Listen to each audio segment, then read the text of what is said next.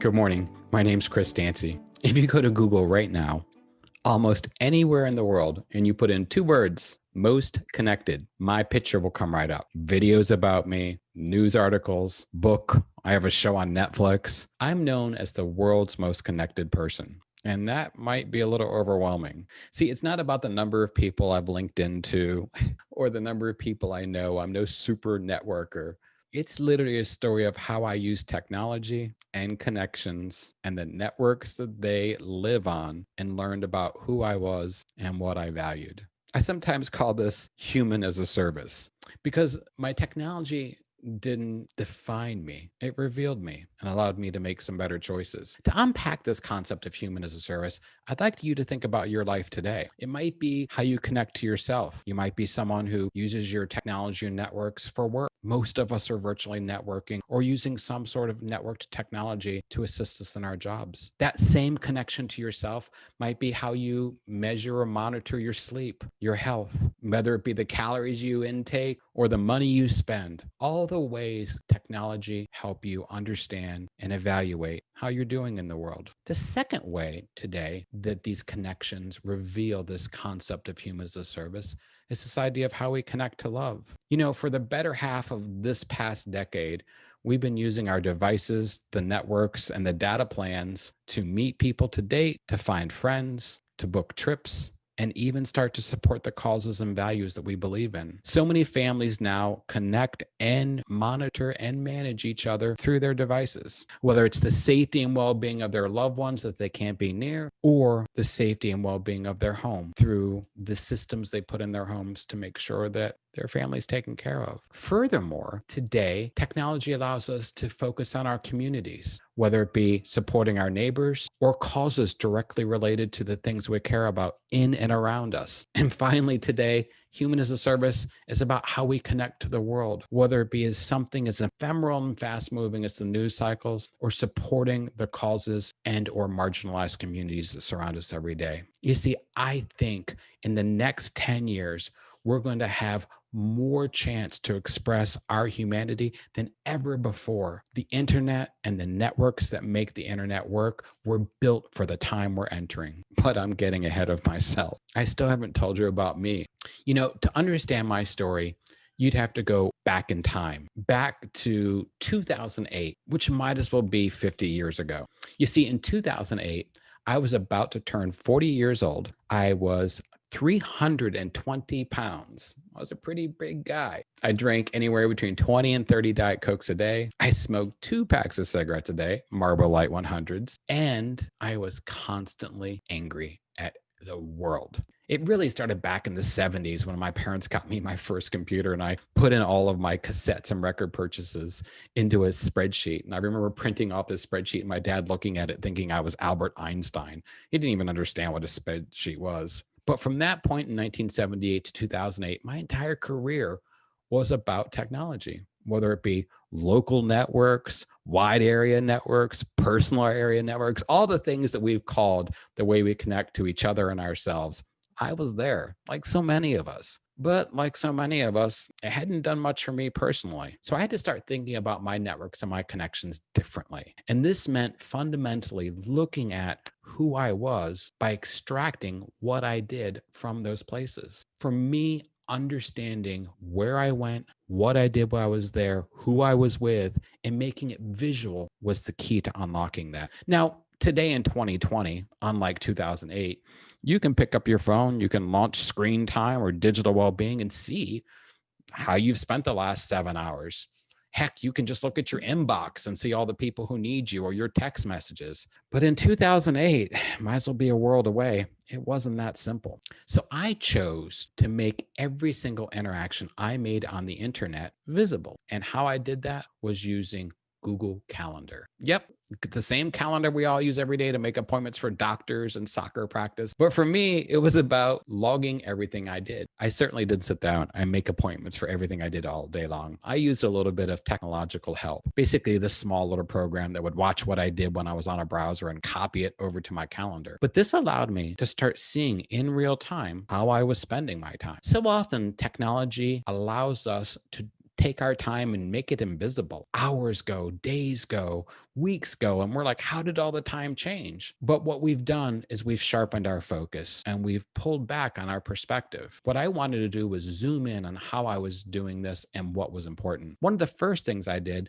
was took all of those connections and mapped them to the areas in my life that were important. I created one bucket for social network, another bucket for opinions, another bucket for money, another bucket for health, another bucket for environment, another bucket for travel. And anytime I did anything in any of these buckets, it would pick it up from the internet, put a color on it, and put it on my calendar. This allowed me to see my day where there's thousands of little teeny appointments color coded. And suddenly I knew whether days were good or bad as far as what was important to me. Spending all day binge watching Netflix, posting terrible comments on Yelp, and blocking friends, those days were less than pretty if you look at my calendar. It was a blood splatter of oranges and reds. But slowly, as I learned the types of behaviors I wanted to see visualized, those things changed. It wasn't about counting my steps, it was about taking them. And this was a big shift for me because we all wonder sometimes, what can we do to make our lives fundamentally better? And I believe the answer is in our technology. Unlike a lot of pundits today who would tell you to unplug or disconnect or run from the network, I'm telling you to step in and connect more. And this might sound like unwise advice, but give me a chance. You see, because slowly between 2008 and 2012, by just looking at who I was chatting with on social networks, what I was listening to through streaming services like music and television, the places I was leaving my opinion, the content I was creating and putting all over the internet, how I was spending my time at work, the emails I spent, documents, or even the money that I was spending, those things visible allowed me to start to take control of my health, make better choices in the friends I have and the places I went. But more than that, they allowed me to start to think about things beyond me, like the environments I was in. Something as simple as connecting to a Wi Fi network at a public restaurant seems pretty uninspired. But oftentimes, those restaurants are loud or bright or overwhelming. And that diminishes our ability to focus and to really be with ourselves. So, as I moved up through my technology and kept looking at more and more ways that I was expressing myself, from environments to the places I went, to how I meditated, prayed, spoke to myself, and eventually dated. See, today, dating, getting married, having families all involves technology. When you meet someone, you also meet their entire network. How many of us have wondered, is it too soon to say that I'm in a relationship on Facebook? How many of you wondered, at what point do you friend your mother in law? At what point do you have to follow your new boss on Twitter? And is it too soon to link into someone that you might want to work with in the future? You see, our technology today, as I learned over the last 12 years, expressed what I valued, and who got my attention. Abraham Maslow has his famous Maso Hierarchy of needs, and he has this pyramid, everything from physiological needs to safety and security to love and belonging, all the way up through emotional well-being to hope and healing and inspiration. For me, it was really about looking at my apps through that pyramid. Was I spending all my time in apps that really exemplified my best life, or apps that really exemplified my safety and security, my well-being, how I loved and cared for myself, and reorganizing them in a way that allowed me to see them as an expression of who I was and what I valued. Between 2008 and 2018, my life radically changed. The people I knew, how I talked to myself, but more importantly, what I was capable of doing and how I was capable of loving. Because I went from someone who'd been single my entire life to meeting someone in 2016 on an app and getting married in 2018 and creating a home. Today, our home is full of technology. That technology talks to us, each other, ourselves, and the world around us. And I'm sure many of you are starting to see this too, because the networks of today are about harnessing technology, fundamentally make us more human. And I think if we look forward to the future, we'll see that it's just going to keep exemplifying these deep connections of what we believe in and how we care for each other. Today, whether you're a young adult or someone who's getting ready to retire, tracking your health is as simple as picking up your phone or putting on a watch. Watching how you spend your time and behavior is as simple as getting an email with a report of what you did last week, to having your phone remind you not to text and drive, or having preset spending limits on your credit cards that alert you in real time when you go over budget. Today, monitoring your home, making sure your kids are safe, or your connections and friends are well during a pandemic, all are simple. But we forget that these easily expressible ways to see our values are just there. We see our problems because our values have become second nature. And I want us to go back to this idea of our values, because up until this point, the last 50 years has really been about valuing our tools. But I believe the next 50 years of our technology will be about tooling our values. Harnessing these systems are fundamentally making us better humans to each other in the world. By the time I met my spouse and got married in 2018, it was hard. I was going from a world of just me and all of my data and tracking and ways that I cared for myself to having to integrate that. And if you've ever gotten married in the last 10 years, met or dated, or had children, you know that technology is a big part of that. So I had to relook at the system that I had built and had to think about how the connections that I would make with my spouse over networks would exemplify our values. And that meant starting by defining our values of health, home, family, work, and service. These values had to be expressed early and then linked to every part of our network. So we didn't pay the mortgage, we paid for home. We didn't buy groceries, we bought health. And see, the network is allowing us, and our technology is allowing us to express this. Where 4G allowed you to walk in and buy a cup of coffee from your mobile phone, 5G will allow you to think about and explore where that coffee came from, what type of life the farmer leads. You will be able to make better decisions. But there's a bigger thing we need to start to talk about. And that's this idea that we are all fundamentally changing. And we're changing because of our relationship with technology. One of my favorite mathematicians, yes, I'm one of those people that has mathematician heroes. His name is Richard Tapia. And he has this saying that we don't know how to measure what we care about, so we care about what we measure. And that's the precipice that we're on today, because the technology is not going to go away. It's just going to get more invisible. We don't live in smart homes, we live in homes. And those homes are expressions of how we take care of each other. And it's giving rise to this idea of everyday cyborgs.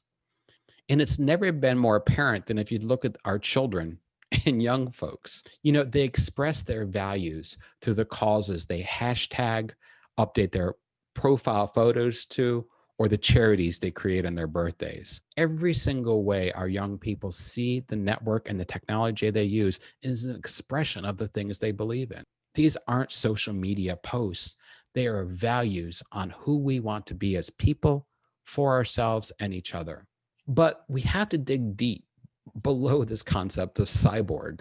You know, when people hear the term cyborg, they might think, oh, someone who's like a machine or a robot or any one of these other cliche examples we get from the movie. But really, a cyborg is just an organism, a living being who's been enhanced or becomes part of a piece of technology. Glasses make you a cyborg. Shoes, in some ways, make you a cyborg.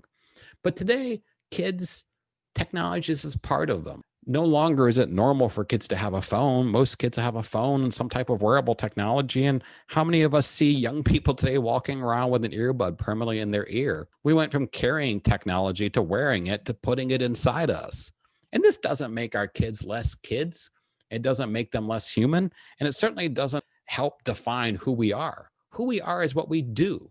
If your kid's putting in earbuds to listen to a podcast, play a game where they connect with their friends, or spend time learning about other cultures, that makes them better people. It doesn't make them better machines.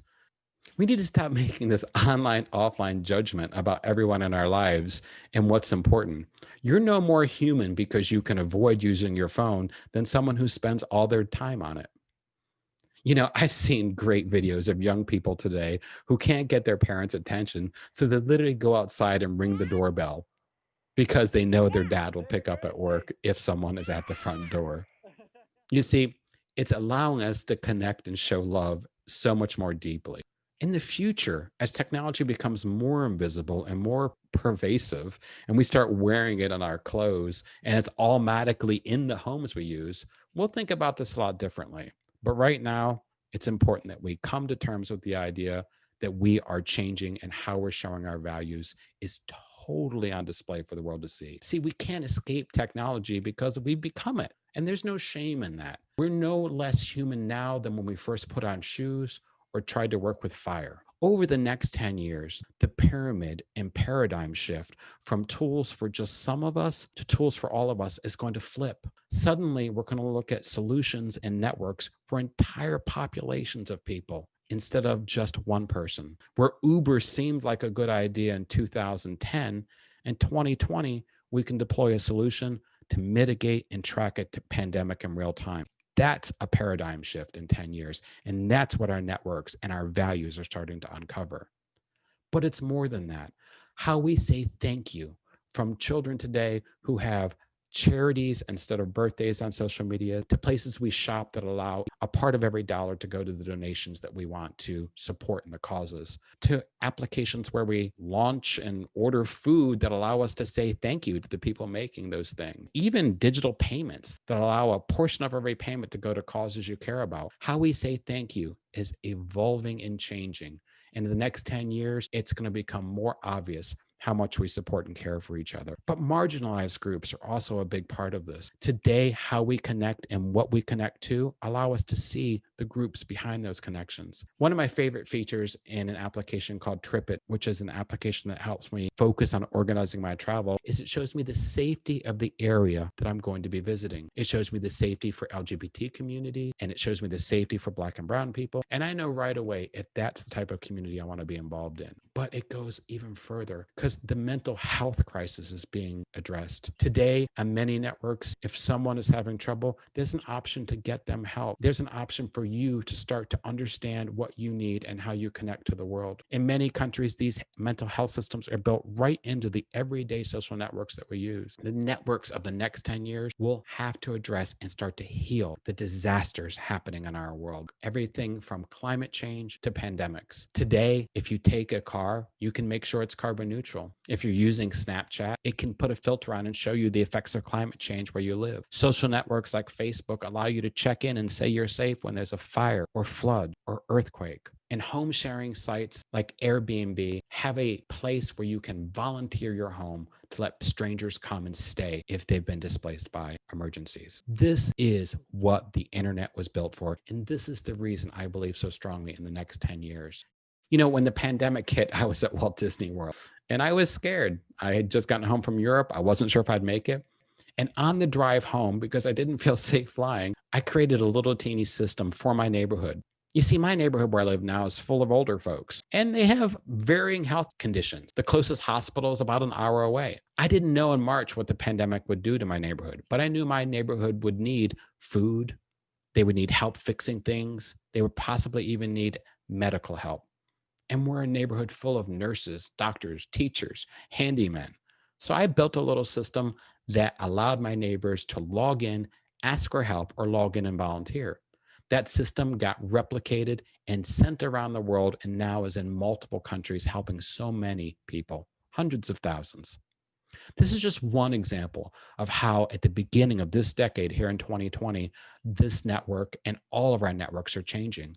Because no longer is it about the internet. The internet is invisible. It's not about the social networks we use. We just take them for granted. The support networks like GoFundMe and Kickstarter, they're there to show our friends and our family and the people we believe in how to support them. Or even the creator networks that we're starting to see, everything from Buy Me a Coffee to Patreon. You see, we're in the age of what they call mutual aid networks. And that means the network that empowered us to buy things remotely now empowers us to heal communities in real time locally. And that's an exciting thing because the network and technology was built for this. So what can you do? Well, first, share this talk. Share it with your friends. Think about it. Watch it a second time. You could even watch it on double speed, probably. Think about how every time you pick up your phone, send an email, or order something online, you're expressing your values. We no longer live in a world where we download apps that become habits. We now live in a world where we access networks that become solutions for each and every single one of us. I believe we are just at the beginning of the most amazing time in our life because I believe the best apps are people. Have a great rest of your conference, and thank you so much for spending this time with me.